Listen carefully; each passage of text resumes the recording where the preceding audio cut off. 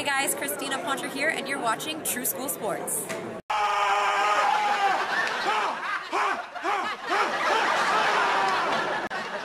I can't breathe. What happened in here? We was robbed.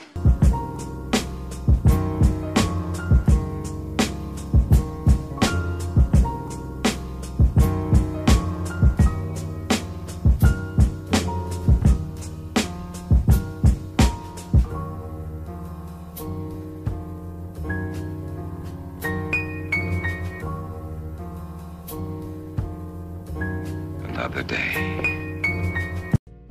My flow, my show brought me to go. That brought me all my fancy things. My crib, my cars, my clothes, my jewels. Look, homie, I done came up and I ain't changing. You should love it way more than you hate it. Oh, you mad? How come that you be happy I made it?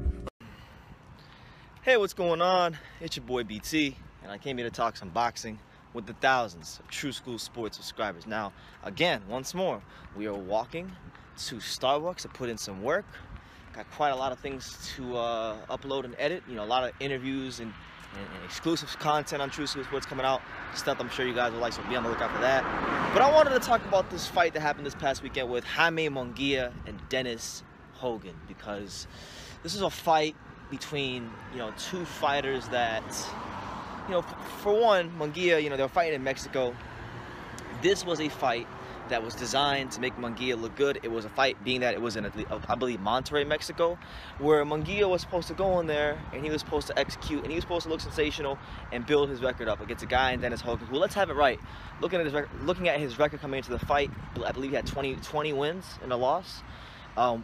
Really, nobody on his resume, with the exception of Jack Kulke, was notable on resume. And the Jack Kulke fight, he lost Jack Kulke. So, with that being said, you know, he hadn't really beat anybody.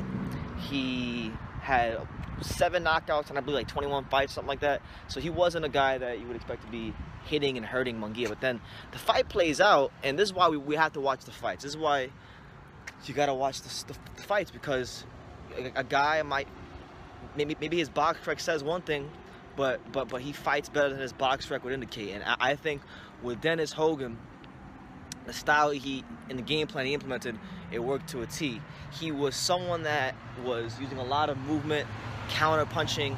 You know, he constantly kept finding the overhand right. It's almost as if Hogan took what Takashi Inoue did in the last fight, and he just added movement to his game plan. Because if you guys remember when Munguia fought Takashi Inoue in his last fight, it was a fight just like this. It was a fight where he was fighting a guy that nobody knew about, who was a light puncher, who was shorter than him. And Takashi Inoue's money punch in that fight. Huh? I don't have any money.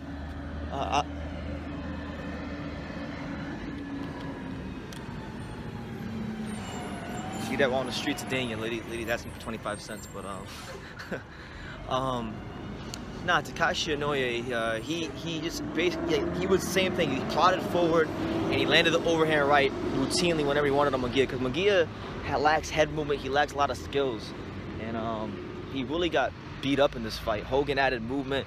Munguia didn't have time to sit there and plant his feet to land those big shots, and he was not throwing his jab or feinting or doing anything to set up those power punches that he wanted to land, and Hogan made it a long night for him. And I would say the last 4, 5, 6 rounds of the fight, Hogan was whooping Munguia's ass, like straight up.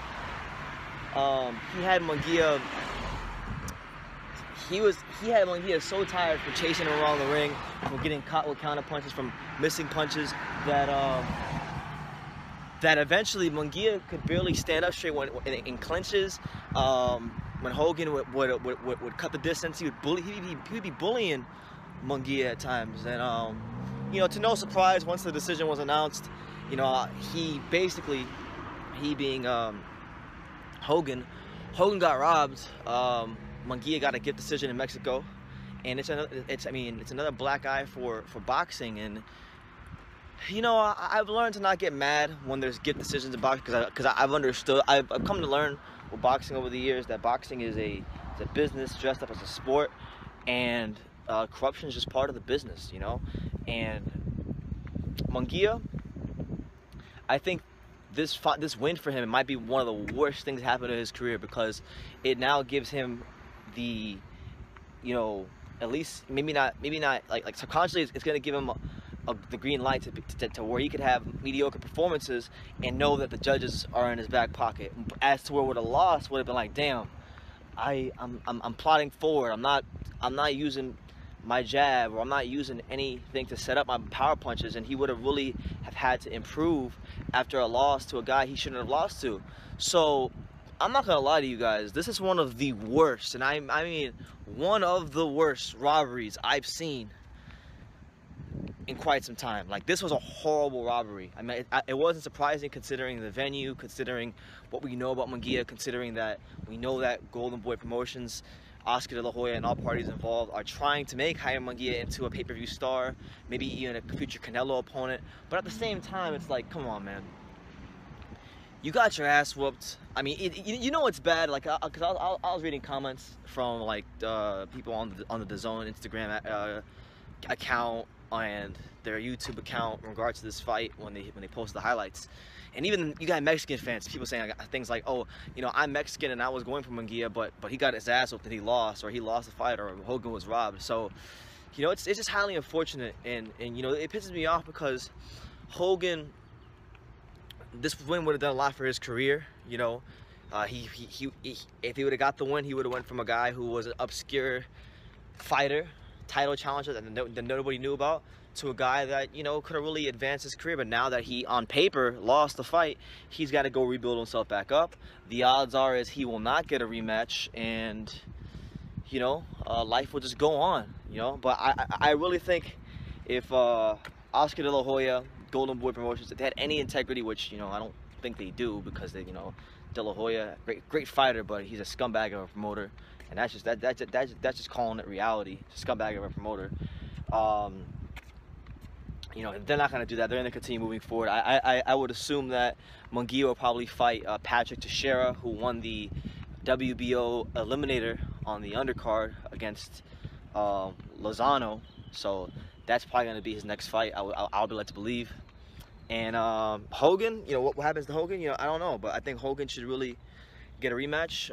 I think at bare minimum, the good thing is we know who Dennis Hogan is now, and I want to see him. If he can't get a rematch with Munguia, then I think the right thing to do would be to put him in another important, notable fight on neutral ground against someone who's not like a guy that is being groomed and protected by a promotional company like Munguia. And I hate saying this about Munguia because I like Munguia. You know, he's an exciting fighter. I think there are some things he does well, but he's got. I honestly, if I were his trainer, like if I was Robert Alcazar, or if I was someone that was running his career, you know, I would vacate that belt. I would vacate the belt, not because, you know, you're scared of anybody, but I would vacate that belt because you need to really work on your skills, and you need to work on, you know, those more nuanced skills of boxing.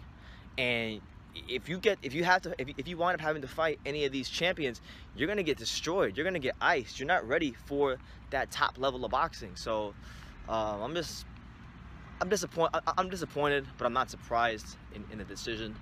You know, I thought Dennis Hogan fought a great fight.